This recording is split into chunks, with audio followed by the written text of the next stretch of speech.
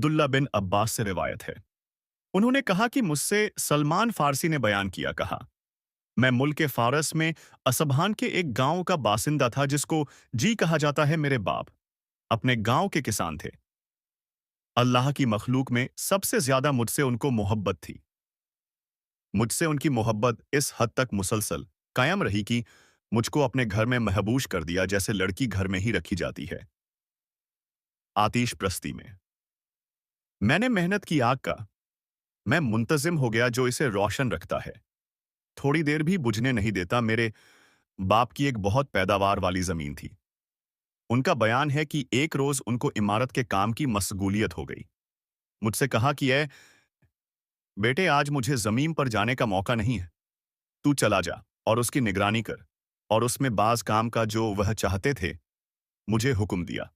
जमीन के इरादे से मैं निकला। ईसाइयों के एक गिरजे पर मेरा गुजर हुआ। इसमें मैंने उनकी आवाज सुनी। वह नमाज पढ़ रहे थे, और चूंकि अब्बा ने मुझको अपने घर में महबूस कर रखा था, मैं नहीं जानता था कि लोगों के अहवाल क्या हैं। जब मेरा गुजर उन पर हुआ और मैंने उनकी आवाज सुनी, तो उनके पास मैं गया कि देखूं वह क्या कर रहे हैं। जब मैंने उनको देखा तो वह नमाज पढ़ रहे थे। उनकी नमाज मुझे पसंद आई और उनके दीन की मुझको ख्वाहिश पैदा हुई। और मैंने कहा, यह बखुदा इस दीन से बेहतर है जिस दीन पर हम हैं। बखुदा मैंने उनको नहीं छोड़ा, यहां तक कि आफताब गुरूब हो गया और अपने बाप की जमीन को छोड़ दिया। उस पर मैं गया ही नहीं। मैंने उनसे कहा, इस दीन की असल कहां है? अस उन्होंने कहा, शाम में सलमान फारसी कहते हैं। फिर मैं अपने बाप के पास आया और वह मेरी तलाश में आदमी भेज चुके थे, और मैंने उनको सारे काम से गाफिल कर दिया था। मैं जब उनके पास आया तो उन्होंने कहा, ए मेरे प्यारे बेटे, कहां थे? क्या मैंने तुमको जिम्मेदारी सुपुर्द न की थी? कहते हैं, मैंने कहा, अब्बा, मेरा गुजर कुछ लोगों पर हुआ। वह लोग अपने गिरजाघर में नमाज पढ़ रहे थे। उनका दीन जो मैंने देखा मुझे पसंद आ गया। बखुदा मैं उन्हीं के पास था, यहां तक कि सूरज गुरूब हो गया। मेरे वालिद ने कहा,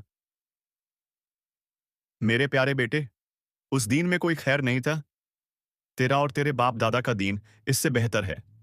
मैंने कहा, हरगिज नहीं, बखुदा वह हमारे दीन से बेहतर है।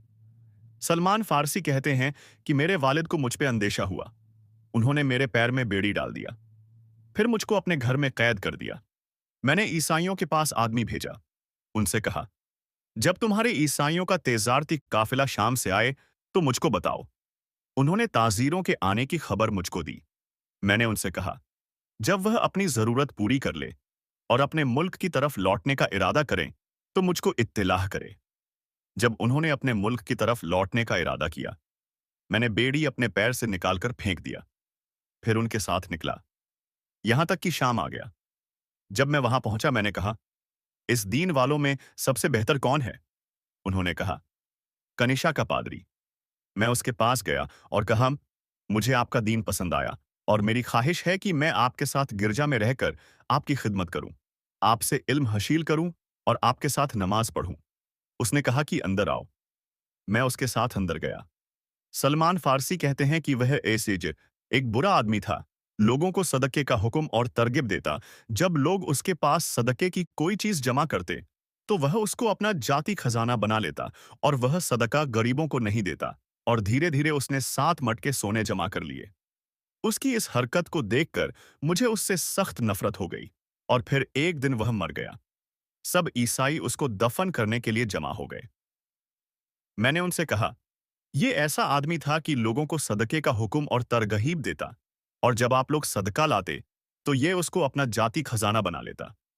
उन्होंने कहा, तुम्हें इसके बारे में क्या मालूम है? मैंने कहा, उसका खजाना मैं आप लोगों को बताऊंगा। उन्होंने कहा, हमें वह खजाना बताओ। खजाना की जगह मैंने उनको दिखा दी। उन्होंने वहां से सोने चांदी से भरे 7 घड़ा निकाला। जब उन्होंने उसको देखा तो कहा, बखुदा, हम इसको कभी दफन नहीं करेंगे। उन्होंने उसको सूली पर लटका दिया और पत्थरों से मारा, और दूसरा आदमी लाए और उसकी जगह पर रखा।